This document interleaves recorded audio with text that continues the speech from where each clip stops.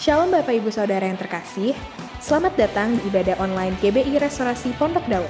Mari kita siapkan hati dan diri kita untuk beribadah, ikut berdoa, memuji dan menyembah Tuhan, serta mendengarkan firman Tuhan dan mencatat. Sebelum kita beribadah, mari kita lihat pengumuman untuk minggu ini. Ibadah doa pagi online via Zoom, setiap hari Senin sampai Jumat pukul 5 pagi. Doa pagi ini untuk seluruh cabang Rayon 2 Bandung.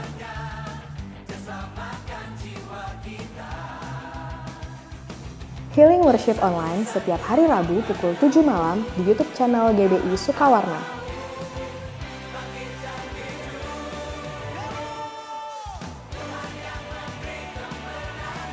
Ibadah Rumah Doa Online setiap hari Sabtu pukul 10 pagi di YouTube channel GBI Sukawarna.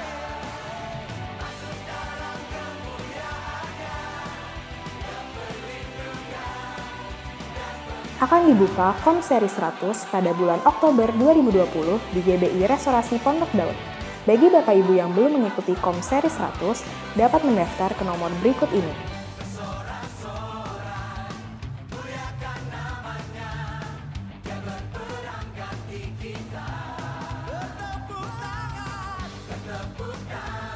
Ibadah Online Kids setiap hari Minggu mulai pukul 7 pagi di YouTube channel Kids GBI Sukawarna.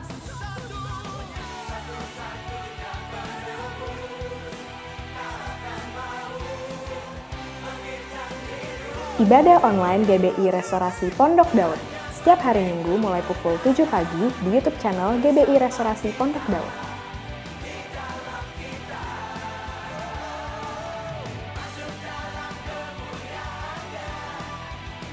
Menara Doa Online via Zoom setiap hari Rabu pukul 5:30 sore dan setiap hari Sabtu pukul 7 pagi. Menara Doa ini terbuka untuk seluruh jemaat dan pengerja. Informasi lebih lanjut dapat menghubungi Sekretariat Gereja di nomor berikut ini. Bagi saudara yang rindu mendapatkan pelayanan doa, konseling, dan pelayanan lainnya, dapat menghubungi Sekretariat Gereja di nomor berikut ini.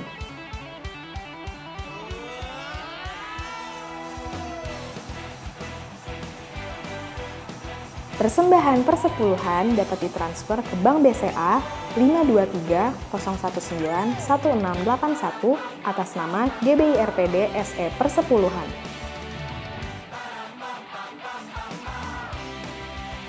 Persembahan diakonia dapat ditransfer ke Bank BCA 523-019-1664 atas nama GBI RPD SE Diakonia.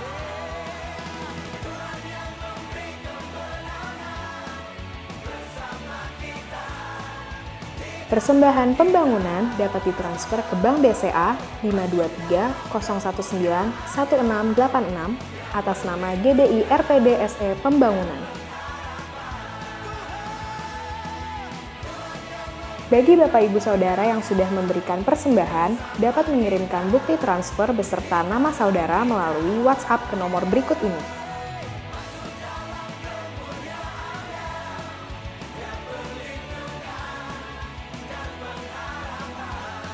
Bagi Bapak Ibu Saudara yang ingin mengetahui informasi mengenai kegiatan GBI Restorasi Pondok Daud, dapat mengikuti media sosial GBI Restorasi Pondok Daud berikut ini. Bangun kesatuannya, kau akan lihat kemuliaan, itu milik kedua. Karena Bapak sudah memberikan, jangan sampai hilang kemuliaan.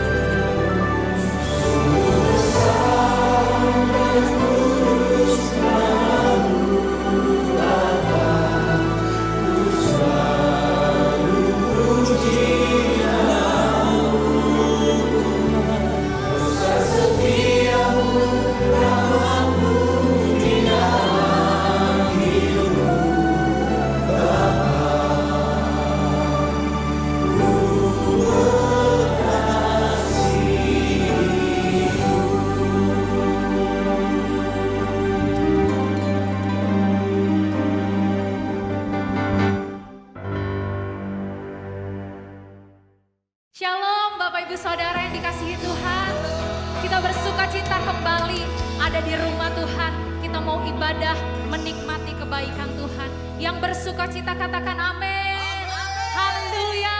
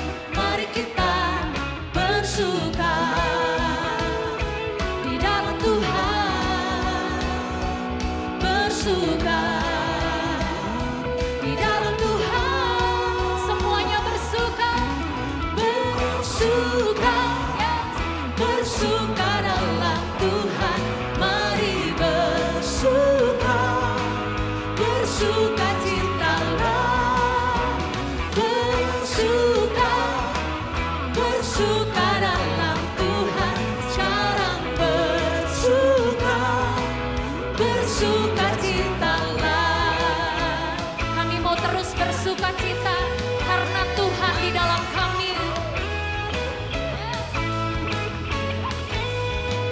Bersama hari ini, hari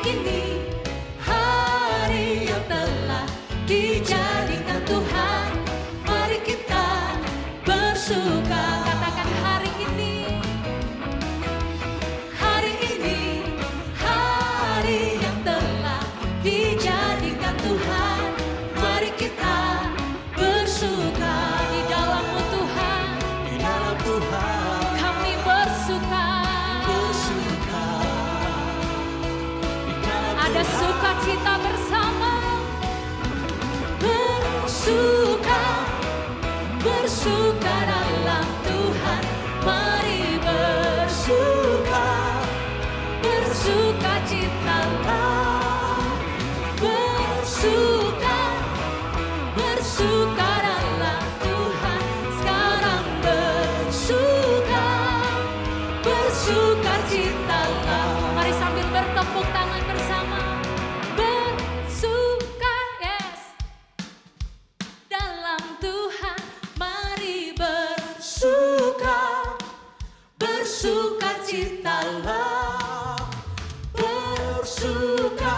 Ada sukacita yang baru Tuhan curahkan saat ini. Bersuka, bersuka citalah, kami bersuka, bersuka, bersuka dalam Tuhan, mari bersuka, bersuka citalah, bersuka, bersuka dalam Tuhan, sekarang bersuka, bersuka citalah, sekarang katakan sekarang, sekarang waktunya, sekarang bersuka, bersuka citalah.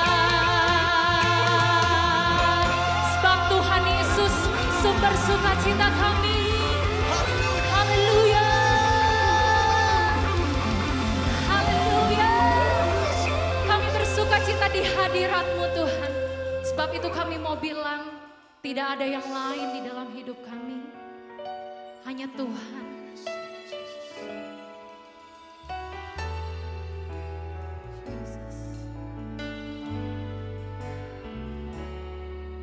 Selain Kau tiada yang lain, hanya Kau milikku di surga.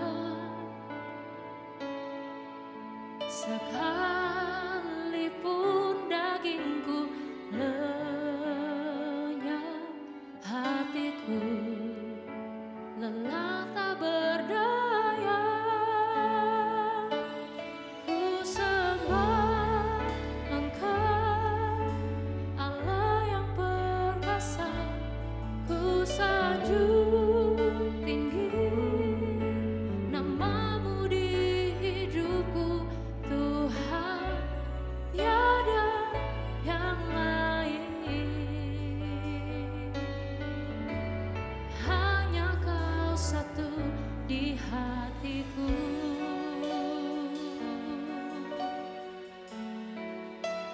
Dengan sungguh kami mau katakan, tidak ada yang lain. Selain Kau tiada yang lain, hanya Kau milikku di surga. Tuhan, sekalipun dagingku lenyap, hatiku lelah tak berdaya.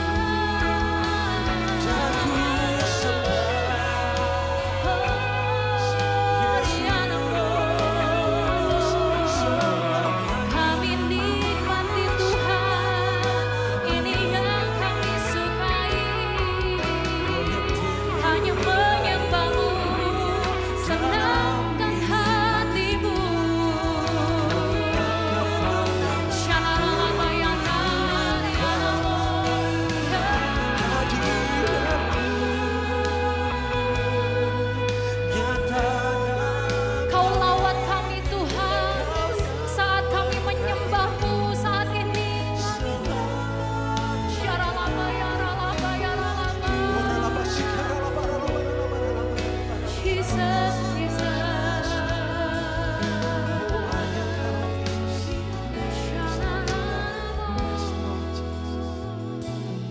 Ku sembah Engkau, Allah yang perkasa. Ku sanjung tinggi nama-Mu di hidupku, Tuhan, tiada yang lain.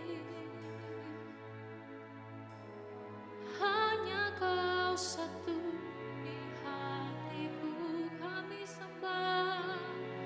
Ku sembah Engkau, Allah yang perkasa. Ku sanjung tinggi nama-Mu di hidupku, Tuhan, tiada yang lain. Mari apapun yang kita alami hari-hari ini, mari sambil mengangkat kedua tangan kita, tanda sungguh kita mau sembah Dia. Ku sembah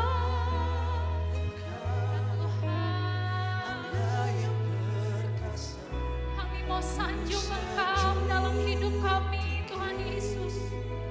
Nama-Mu di hidupku, Tuhan, tiada yang lain. Thank you Jesus, thank you Jesus. Hanya Kau satu di hatiku. Ku sembah kudus, kudus, kuduslah Tuhan, dan ku sanjung Kau mulia, mulia bagimu Tuhan. Ku sembah kudus. Mari sembah Dia, Allah yang kudus, yang hadir dimanapun Engkau ada saat ini. Dia dengar penyembahan kita.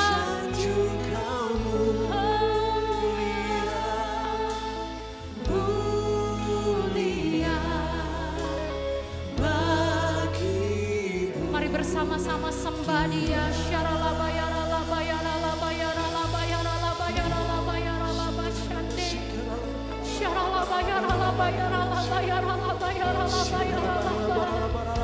Mari nikmati kekudusan Tuhan saat ini, Bapak Ibu Saudara. Mari nikmati, mari buka hati lebih lagi. Dia Allah yang kudus, hadir buat hidup kita saat ini, hadir buat keluarga kita saat ini.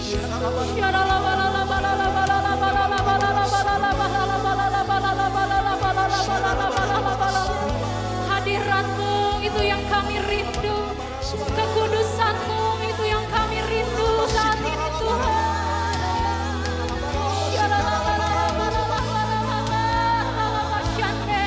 Tuhan Yesus, Tuhan Yesus, Tuhan Yesus.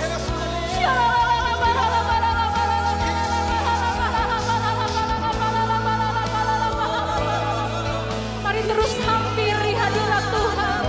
Mari terus masuk lebih dalam lagi Bapak Ibu Saudara. Sebab di dalam hadirat-Nya ada semua yang kita perlukan. Ada semua jawaban yang kita perlukan. Tidak ada yang lain Tuhan.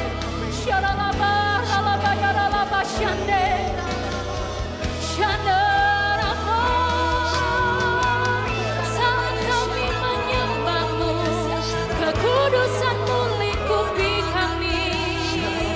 Saat kami menyembah-Mu, hadirat-Mu penuhi setiap kami, puaskan setiap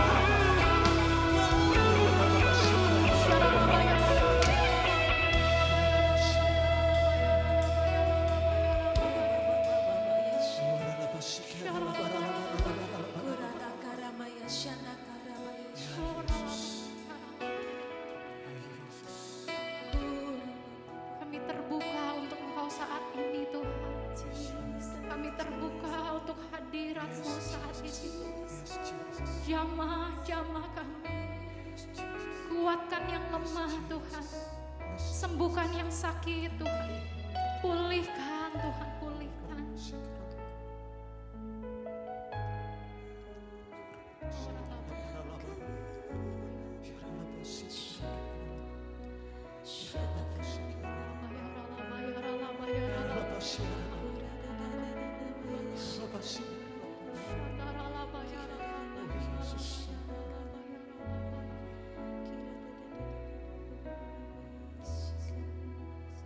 Ku sembah kudus, kudus, kuduslah Tuhan, dan ku sanjung Kau mulia, mulia bagimu. Kami sepakat menyembah. Ku sembah kudus, kudus, kuduslah Tuhan, dan ku sanjung Kau mulia, mulia bagimu Tuhan.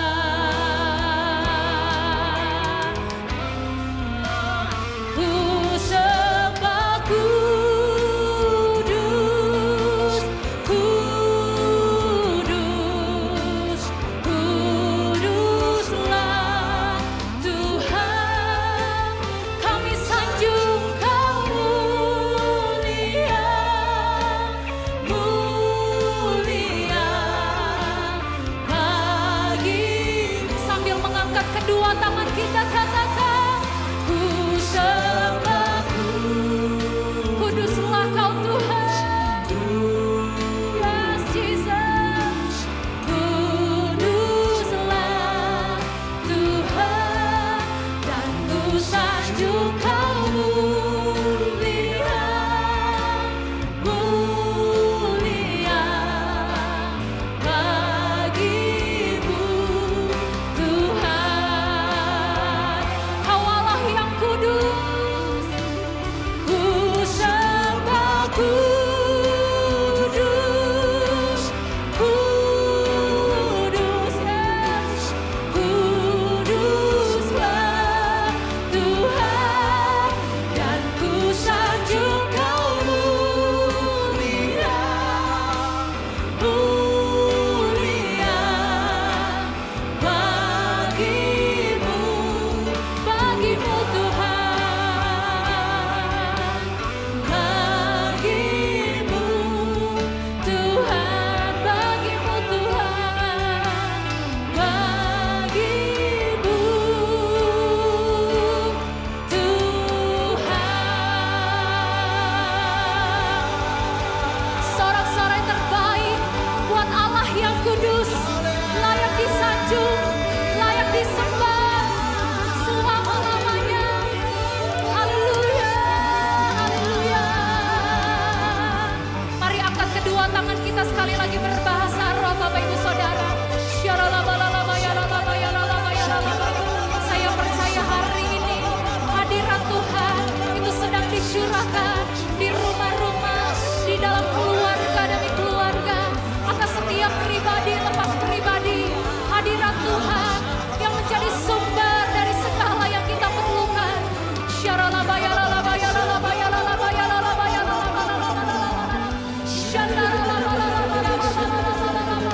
Thank you Jesus. Terima kasih buat hadirat-Mu saat ini. Terima kasih Tuhan hadir buat kami. Terima kasih Tuhan. Terima kasih Tuhan Yesus. Terima kasih.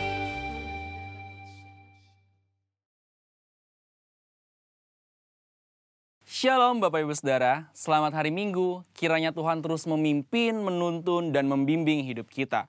Akhir-akhir ini banyak pembicaraan mengenai nabi palsu. Beberapa orang beranggapan apabila hamba Tuhan atau pendeta berdoa dan bernubuat, lalu apa yang dia katakan belum terjadi, maka hamba Tuhan atau pendeta tersebut dianggap sebagai nabi palsu. Hal ini pernah menjadi perbincangan di awal pandemi bahkan sampai hari ini. Itulah sebabnya edisi Voice of Pentecost kali ini akan membahas mengenai kenabian yang sejati, untuk meluruskan pandangan-pandangan dan pembahasan mengenai nabi palsu dan hukuman mati bagi nabi palsu.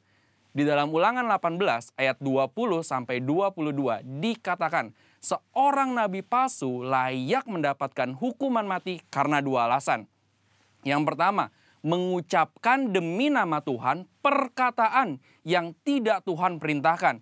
Yang kedua, berkata-kata demi nama Allah lain. Arti yang kedua ini sangat jelas, yaitu secara jelas menggunakan nama Allah lain. Namun, perihal alasan yang pertama, apakah tandanya seseorang mengucapkan demi nama Tuhan sesuatu yang tidak Tuhan perintahkan? Bagaimanakah mengukur perkataan tersebut terjadi atau tidak? Tentu jawabannya adalah menunggu. Sekali lagi, apakah tandanya seseorang mengucapkan demi nama Tuhan sesuatu yang tidak Tuhan perintahkan? Bagaimanakah mengukur perkataan tersebut terjadi atau tidak? Jawabannya hanya menunggu. Bisa cepat, lama, atau sangat lama. Seperti halnya mengenai hari penghakiman. Maka dari itu, terjadi atau belum terjadinya suatu nubuatan bukanlah aturan kaku dan kriteria utama untuk menentukan kenabian yang sejati. Melainkan ada beberapa kriteria lain yang lebih komprehensif atau lengkap. Pertama, kesesuaian dengan nabi lain dan firman Tuhan secara keseluruhan. Kedua, berasal dari Tuhan walaupun terkadang tidak sesuai dengan kehendak pribadi sang nabi itu sendiri. Ketiga, membawa umat ke dalam rencana Allah. Keempat, tidak mencuri kemuliaan Tuhan. Kelima, karakter nabi yang sesuai dengan karakter Allah. Kriteria ini lebih tepat untuk melihat kenabian yang sejati. Lalu, pertanyaan berikutnya, bagaimana dengan hukuman mati bagi nabi palsu dengan cara melemparinya dengan batu? Rasanya hal ini sudah tidak lagi relevan. Karena ini berarti pezina, penyembah berhala, pelanggaran yang tidak dapat diampuni juga harus dihukum mati dengan dilempari batu. Tercatat ada 36 pelanggaran dalam hukum Taurat yang layak mendapatkan hukuman mati. Secara teologis, bagi orang percaya, hukum Taurat yang bersifat hukum sipil dan seremonial sudah digenapi. Karena apa? Karena sudah digenapi oleh Tuhan Yesus. Masih ingat bagaimana Tuhan Yesus tidak menghukum seorang pezina? Hukum Taurat salah satunya kini digunakan sebagai panduan moral hidup orang percaya. Kita tidak lagi hidup di bawah hukum Taurat, melainkan hukum Kristus. Seperti yang Paulus katakan dalam 1 Korintus 9 ayat 21, bahwa kini ia hidup di bawah hukum Kristus. Kenabian yang sejati ini penting bagi kehidupan orang percaya zaman now. Dari Ulangan 18 ayat 9 sampai 22, kita dapat menarik 2 pelajaran. Yaitu Tuhan masih berbicara kepada kita sampai sekarang ini. Dan suara kenabian adalah karunia Allah untuk meneguhkan umatnya. Sekaligus melambangkan kerinduan Allah untuk tetap dapat berkomunikasi dengan kita. Dan kita sangat bersyukur 2 hal ini terjadi di gereja kita. Tuhan Yesus memberkati.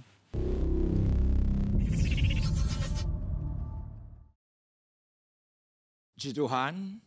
Shalom, senang sekali kembali berjumpa walaupun secara virtual dengan jemaat Tuhan yang sangat saya kasihi, yaitu adalah Rayon 2 Bandung. Nuhun pisan tiasa pependak deui walaupun secara online, walaupun secara virtual. Menjadi sebuah kehormatan kembali saya ada bersama dengan Anda hari ini. Saya akan berbicara sesuatu yang agak berbeda. Izinkan saya tidak berbicara soal tragedi. Izinkan saya tidak berbicara soal pandemi. Izinkan saya tidak berbicara soal resesi. Izinkan saya tidak berbicara soal yang namanya penderitaan.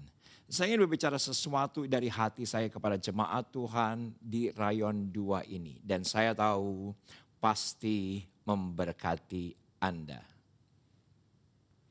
Saya merasa hari ini sebuah kehormatan dari Tuhan. Ketika saya menerima wahyu, menerima penyingkapan mengenai hubungan, mengenai relationship, yaitu adalah toxic love. Satu kata yang mungkin asing bagi semua Anda, yaitu adalah cinta yang beracun. Tentunya ini adalah kata kiasan. Tentunya ini bukan kata harafiah. Tapi di hari terakhir ada sesuatu yang sedang in. Misalnya toxic relationship. Misalnya positive toxic. Misalnya toxic friendship. Ternyata pertemanan, persahabatan, percintaan di dalamnya bisa mengandung racun. Bisa mengandung sesuatu yang merusak batin, yang merusak psikologis, dan itu terjadi di hari terakhir. Mungkin ya benar, itu akibat daripada pandemi. Mungkin ya benar, itu akibat dari kesusahan demi kesusahan. Mungkin ya itu benar dari yang namanya tragedi demi tragedi yang dialami manusia. Tetapi saya ingin membahas satu tema yang menurut saya harus kita ketahui, yaitu adalah toxic love. Kembali saya katakan ini adalah kiasan, ini bukan harafiah. Dan kalau saya perhatikan dari literatur, toxic love adalah sebuah hubungan yang ditandai dengan perilaku beracun. Perilaku yang merusak, perilaku yang sedemikian rupa itu bisa merusak fisik maupun emosional diri sendiri maupun pasangan. Jadi bukan hanya diri sendiri yang teracuni oleh karena sebuah hubungan ini, tapi juga pasangan pun bisa demikian. Beberapa hari yang lalu dalam sebuah pelayanan di gereja online kami, saya mewawancarai suami istri sebetulnya, tetapi perkawinannya pada awalnya penuh dengan racun. Pada awalnya penuh dengan saling merusak.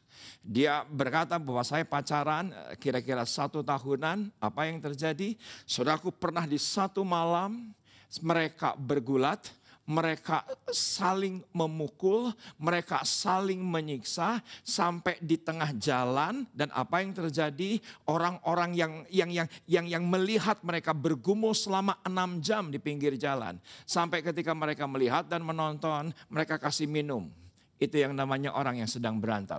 Mereka kasih makanan orang yang sudah berantem. Bahkan ketika menjelang malam, pemilik toko di mana altarnya dibuat oleh mereka yang sedang berantem berkata, tolong dong pindah sebentar, berantemnya jangan di sini karena toko mau ditutup. Itu hubungan yang merusak. Itu hubungan yang menjadi racun dalam kehidupan. Dan saya ingin pelajari ini bersama dengan Anda. Tentunya kita tidak ingin toxic love terjadi dalam kehidupan kita. Baik kita berhubungan dengan pasangan, berhubungan dengan orang tua, berhubungan dengan teman, berhubungan dengan siapapun. Tentunya kita menginginkan hubungan yang sehat, yang didominasi oleh kasih sayang, rasa saling menghormati, dan penerimaan. Maka toxic love justru sebaliknya. Saling merusak, saling menghancurkan, saling menghina, saling menghakimi. Itu toxic love. Dan saya dapati hubungan yang sehat dalam Alkitab tertulis cukup banyak. Seperti Ishak dan Ribka.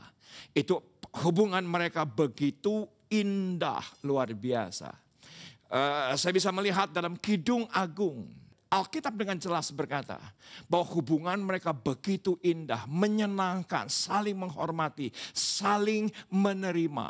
Nah itulah hubungan yang sangat sehat dan ideal. Tapi kita akan kembali kepada tema kita hari ini, yaitu adalah toxic love. Yang mana kita akan pelajari dari satu perikop yang mana nama ini hanya muncul di perikop ini dan setelah itu tidak ada. Yaitu adalah Delila. Tentunya Delila akan berhubungan dengan Simson. Siapa Simson? Alkitab berkata di Hakim-Hakim pasal yang ke-13, ketika itu oleh karena betapa jahatnya Israel selama 40 tahun diserahkan kepada Filistin. Dan ternyata ada seorang keturunan Dan, Manoah punya istri mandul. Tiba-tiba malaikat Tuhan berkata, engkau akan melahirkan dan menjadi anak nazir Allah. Di mana kuasa Allah akan bekerja, kuasa Allah akan didemonstrasikan melalui anakmu dan bernama Simson. Tapi Simson dari Hakim-Hakim pasal yang ke-14 sudah terdeteksi. Kelemahannya adalah seorang wanita. Dan di puncaknya yaitu adalah Hakim-Hakim pasal yang ke-16. Di ayat yang pertama saja dikatakan bahwa ketika dia di Gaza, dia jatuh cinta dengan perempuan sundal. Ayat yang pertama berkata demikian. Tetapi di perikop berikutnya, dari ayat yang keempat sampai dengan ayat yang ke-22, ada satu kata yang kita harus pelajari di ayat yang keempat. Ayatnya berkata, sesudah itu Simson jatuh cinta kepada seorang perempuan dari lembah Sorek yang namanya adalah Delila. Kalau perempuan yang di Gaza dikatakan sundal dengan jelas, tapi tafsiran saya, saudaraku, tidak jauh lebih baik yang namanya Delila. Kenapa? Karena di ayat selanjutnya berkumpullah raja-raja dan mereka berkata, aku akan berikan 1000 yang namanya 100 uang perak kepadamu. Masing-masing raja berjanji, kalau engkau bisa mengetahui kelemahan daripada Simson. Tidak ada bedanya dengan perempuan yang di Gaza. Karena ternyata Delila pun bisa dibeli. Tentunya ini hubungan bukan hubungan yang sehat. Jatuh cintanya Simson itu bukan hubungan yang ideal. Bukan sesuatu yang sehat. Tentunya ini adalah toxic love. Nah, kita akan pelajari. Karena saya dapati di hari terakhir. Banyak orang yang jatuh cinta dengan pekerjaannya. Jatuh cinta dengan pelayanannya. Bahwa itu baik, benar. Jatuh cinta kepada temannya, kepada pergaulannya, kepada hobinya. Dan ternyata itu racun dalam kehidupan kita. Tetapi kita akan kembali dalam konteks jatuh cintanya Simson. Kita akan lihat setelah jatuh cinta, Delila berkata, apa rahasia daripada kekuatanmu? 3 kali Simson mengatakan sesuatu yang salah, yang ternyata kekuatan daripada Simson tetap ada. Kita akan pelajari dengan cermat, yaitu dari ayat yang ke-15 sampai dengan ayat yang ke-22, demikian firman Tuhan. Teman-teman yang di rumah, jemaat Tuhan yang dikasih yang di rumah, yuk sama-sama. Walaupun diperlihatkan di slide, saya ingin mencoba menolong Anda, tapi yuk kita lihat Alkitab kita dengan cermat dan kita yuk sama-sama baca dengan suara keras. Berkatalah perempuan itu kepadanya, bagaimana mungkin engkau berkata, aku cinta kepadamu, padahal hatimu tidak tertuju kepadaku. Sekarang telah 3 kali engkau mempermain-mainkan aku dan tidak mau mencintakan kepadaku, karena apakah kekuatanmu demikian besar? 16. Lalu setelah perempuan itu berhari-hari merengek-rengek kepadanya dan terus berdesak-desak dia, ia tidak dapat lagi menahan hati sehingga ia mau mati rasanya. Maka diceritakanlah kepadanya segala isi hatinya, katanya, kepalaku tidak pernah kena pisau cukur, sebab sejak dari kandungan ibuku aku seorang nazir Allah. Jika kepalaku dicukur, maka kekuatanku akan lenyap daripadaku dan aku menjadi lemah dan sama seperti orang-orang lain. Ketika dilihat Delila bahwa segala isinya telah diceritakannya kepadanya, disuruhnya lah memanggil raja-raja kota orang Filistin, katanya, sekali lagi datanglah kemari sebab ia menceritakan segala isi hatinya kepadaku. Lalu datanglah raja-raja kota orang Filistin itu kepadanya sambil membawa uang itu. Sesudah itu dibujuknya Simson tidur di pangkuannya, lalu dipanggilnya seorang dan disuruhnya mencukur ke7 rambut jalinnya, seperti yang dikatakan oleh Simson sebelumnya. Apa yang terjadi? Sehingga mulailah Simson ditundukkan oleh perempuan itu sebab kekuatannya telah lenyap. Ada ayat yang penting di ayat yang ke-20, perhatikan. Lalu berserulah perempuan itu orang Filistin menyegap engkau Simson, maka terjagalah ia dari tidurnya serta berkata, seperti yang sudah-sudah aku akan bebas dan aku akan meronta lepas. Tetapi tidaklah diketahuinya bahwa Tuhan telah meninggalkan dia. Jadi kekuatan bukan dari rambutnya, kekuatannya adalah dari penyertaan Tuhan. Tapi toxic love terjadi atas Simson. Kekuatannya hilang, Tuhan meninggalkan dia. Apa yang terjadi ayat yang ke-21? Orang Filistin itu menangkap dia, mencungkil kedua matanya dan membawanya ke Gaza. Di situ ia dibelenggu dengan 2 rantai tembaga dan pekerjaannya di penjara ialah menggiling. Seseorang yang sangat gagah perkasa, yang mengalahkan dengan kekuatan besar daripada sorga. Kedua matanya dicungkil. Masuk penjara, pekerjaannya hanya menggiling. Ayat 22, tapi rambutnya boleh tumbuh pula sesudah dicukur. Kembali tidak, karena kekuatannya bukan dari rambut. Kekuatannya dari penyertaan Tuhan. Dari ayat-ayat yang barusan kita baca, ada 4 prinsip yang akan kita lihat mengenai toxic love. Pertimbangkan matang. Dilakukan di awal hubungan. Bukan ketika akan peningkatan hubungan. Kenapa saya katakan demikian? Karena ketika seseorang yang jatuh cinta, hatinya akan terbuka lebar. Selebar-lebarnya akan terbuka. Anda harus perhatikan ini. Kenapa? Pertimbangan matang itu bukan ketika akan meningkat ke jenjang tunangan misalnya. Akan meningkat ke jenjang perkawinan misalnya. Saudaraku, pertimbangan matang justru harus di awal hubungan. Ini penting. Harus dipertimbangkan dengan masak. Harus dipertimbangkan dari segala macam sisi. Yang terutama tentunya dari sisi iman. Ini penting. Karena banyak orang yang ketika akan meningkat ke tunangan, meningkat ke pernikahan, baru tanya, baru mempertimbangkan. Padahal dia tidak seiman. Padahal dia tidak sepadan. Padahal dia tidak sesuai dengan apa yang diinginkan oleh orang tuanya. Hati-hati dalam percintaan kita. Karena di awal itu justru seharusnya Anda memperhatikan dan para orang tua. Ini pesan kuat. Para orang tua ketika mendapati anaknya sedang berhubungan dengan seseorang. Justru di awal sebelum terlanjur kita harus mengambil keputusan matang. Jangan setelah berjalan tenanaon, engkege putus, tenanaon, da moal nanaon da budakna sigana mah bager. Kayaknya baik anaknya, enggak apa-apa. Pertimbangan matang justru harus di awal.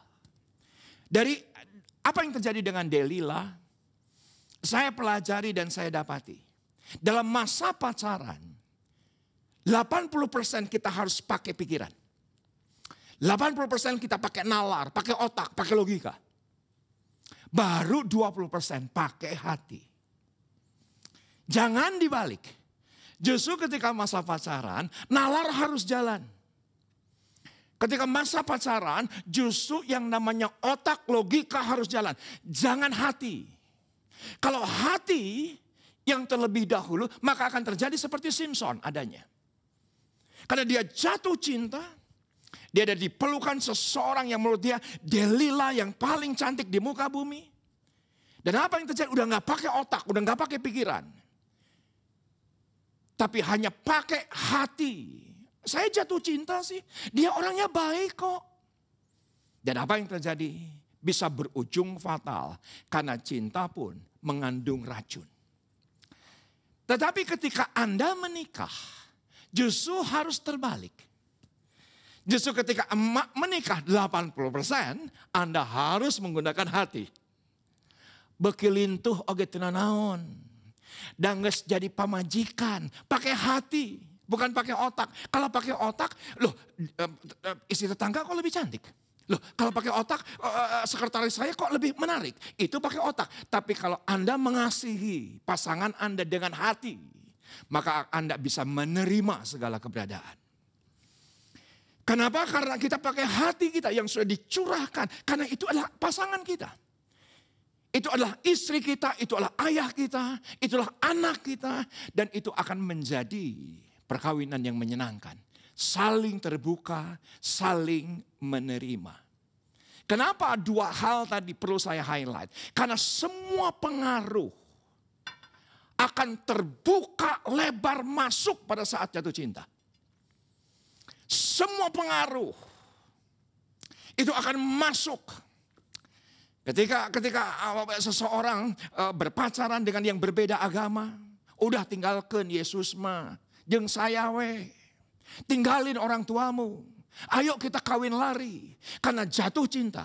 Apa yang terjadi? Terbuka lebar. Pengaruh racun, pengaruh dunia, pengaruh daging. Kan saya sudah cinta sama kamu. Berikanlah segalanya. Udah gak pakai otak. Udah gak pakai nalar. Udah gak pakai logika. Dan apa yang terjadi? Itu akan menjadi hubungan yang ujungnya adalah kehancuran. Tinggalin aja Yesusnya. Gak apa-apa sama orang tuamu. Udahlah sama saya saja. Yang saya ingin katakan kepada para orang tua. Ketika anak-anakmu sedang jatuh cinta. Pastikan bahwa anak-anak Anda tetap jatuh cinta dengan Anda orang tua. Kenapa? Kalau anakmu yang sedang jatuh cinta, tapi Anda sedemikian rupa perlakukan anak Anda kasar, perlakukan anak Anda salah, akhirnya apa yang Anda katakan sebagai orang tua kepada anak akan tertutup. Akan tertutup. Tapi anak Anda yang sedang jatuh cinta, pengaruh yang salah, pengaruh yang buruk, pengaruh yang menghancurkan akan masuk. Dan itulah yang terjadi dengan Simpson ketika itu. Kenapa? Karena sedang jatuh cinta. Alkitab berkata demikian. Nah, saudaraku, ini sangat penting menurut saya.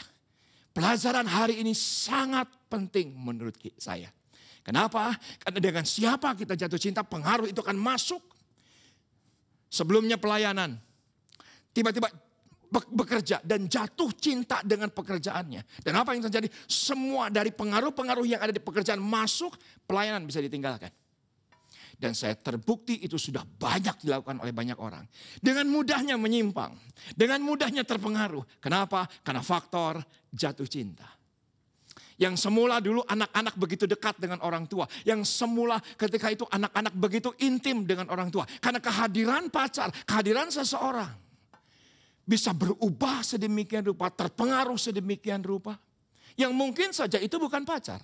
Yang mungkin saja itu bukan pacar. Mungkin sahabat, enggak apa-apa kok. Itu mah kan teman-teman, sama-sama teman-teman di kampus. Sama-sama teman-teman kuliah, sama-sama teman di kantor. Tapi kalau anakmu atau seseorang bisa jatuh cinta, itu yang namanya pengaruh benar.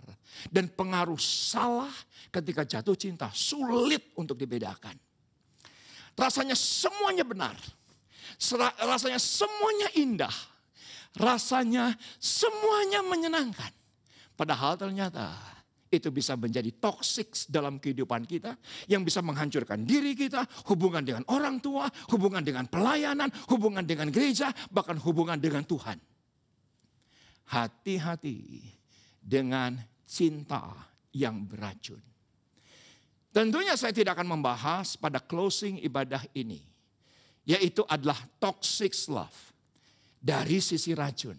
Tapi betapa hebatnya. Ketika hati Anda terbuka untuk Yesus. Anda jatuh cinta dengan Yesus. Apa yang terjadi? Kita lihat Wahyu pasal yang ketiga. Yesus berkata kepada jemaat Laodikia.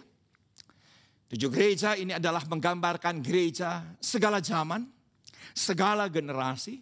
Termasuk generasi hari ini. Perhatikan ayatnya. Lihat aku berdiri di muka pintu dan mengetuk. Jikalau ada orang yang mendengarkan suaraku dan membukakan pintu hati karena jatuh cinta. Apa yang terjadi? Aku akan masuk mendapatkannya dan aku akan makan bersama-sama dengan dia dan ia bersama-sama dengan aku. Makanan Yesus itu apa? Perhatikan, inilah makanan Yesus. Yaitu Yohanes 4 ayat yang ke-34. Kata Yesus kepada mereka, makananku ialah melakukan kehendak Dia yang mengutus aku dan menyelesaikan pekerjaannya. Saudaraku, spiritual checkpoint harus kita lakukan setiap hari. Apakah kita masih jatuh cinta dengan Yesus? Apakah Dia masih yang terutama dalam kehidupan kita? Apakah Dia yang menjadi intensitas, prioritas, kualitas? Itulah kasih yang semula. Karena kalau itu yang terjadi, amanlah hidupmu. Karena yang akan masuk adalah firman. Yang masuk adalah janji Tuhan. Yang masuk adalah yang ilahi. Yang masuk adalah yang surgawi.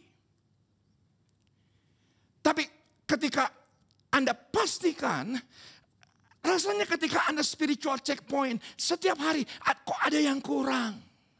Kasih semulaku kok hilang. Anda harus cepat kembali jatuh cinta dengan Yesus. Dan saya juga pesan bagi orang tua. Bagi orang tua. Anak-anak milenials, perhatikan spiritual checkpoint untuk anak-anak Anda setiap hari. Kenapa? Karena pengaruh-pengaruh dunia begitu luar biasanya merusak. Pastikan jatuh cinta setiap hari dengan Yesus, maka kuasa firman akan masuk dan berkuasa dalam kehidupan kita. Karena hidup kita sesungguhnya adalah kumpulan dari kehendak Tuhan yang kita lakukan. Katakan amin. Ketika kita jatuh cinta kepada Dia, semua bisa masuk, kita terima. Enggak akan Alkitab itu enggak akan kita bantah. Enggak akan kita akan tolak. Tidak akan kita ada kritisi sama sekali. Tapi ketika kita jatuh cinta kepadanya, maka Dia akan makan bersama dengan kita. Dan makanan Yesus adalah melakukan kehendak Allah, melakukan kehendak Bapa, dan menyempurnakannya. Tadi di awal saya berbicara mengenai ada satu pasangan yang ketika di masa pacaran mereka bisa berantem 6 jam saling bergulat di pinggir jalan. Dan saya ingin saksikan lebih lengkap yang mana akhirnya mereka itu akhirnya menikah dengan cara kawin lari. Dengan cara yang mengenaskan, dengan cara yang menyedihkan menurut saya. Sebagai anak muda orang percaya yang semula melayani keluarga daripada si istri, itu pelayanan luar biasa di gereja. Tapi ya memang sang suami ke gereja aja tidak pernah, apalagi pelayanan. Hanya sesekali ke gereja dalam hidupnya di masa itu. Yang akhirnya oleh karena hati yang terbuka mereka kawin lari. Meninggalkan orang tua, meninggalkan segala keberadaan, menikah di satu kota lain. Dan apa yang terjadi ketika mereka kembali ke Jakarta? Itu yang namanya perkawinannya pun tetap toxic love.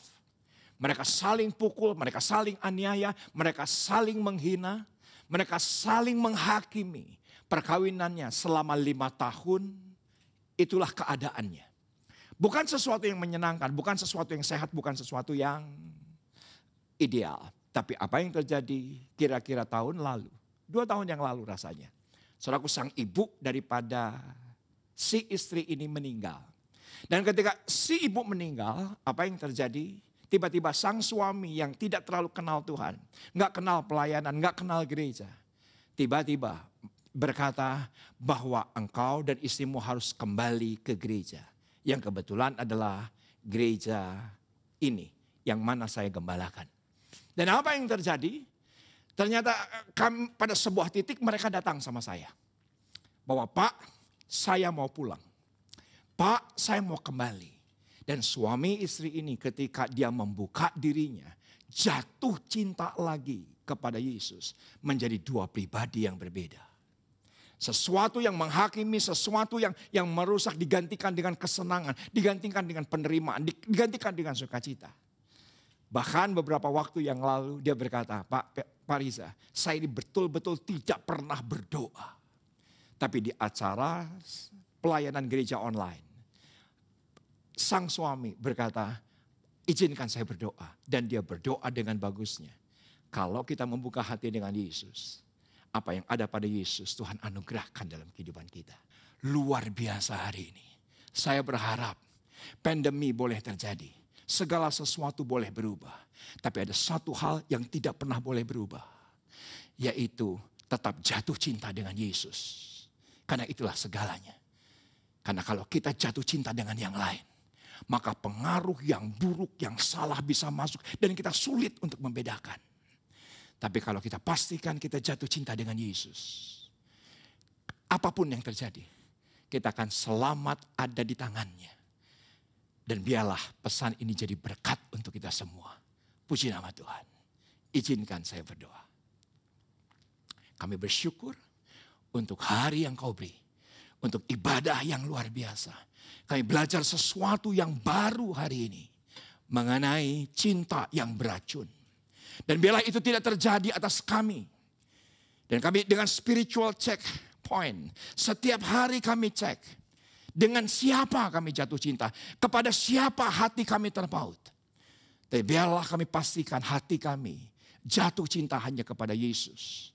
Dan segala anugerahnya akan masuk. Janji Tuhan akan masuk. Kuasa Allah akan masuk. Mukjizat akan masuk. Dan kami akan alami mukjizat setiap hari dalam kehidupan kami. Dalam nama Yesus. Berkat-Mu atas semua jemaat-Mu. Amin. Angkat tangan saudara. Terimalah berkat Tuhan. Kasih karunia yang berlimpah-limpah daripada Allah Bapa. Dalam anak yang tunggal Yesus Kristus. Persekutuan yang manis dengan Roh Kudus. Menyertai saudara sekalian mulai hari ini. Sampai Tuhan sudah datang menjemput kita di awan-awan. Dan bahkan sampai selama-lamanya. Yang percaya bersama-sama katakan. Amin. Demikian ibadah online minggu ini. Selamat hari Minggu, Tuhan Yesus memberkati. Salam RPD.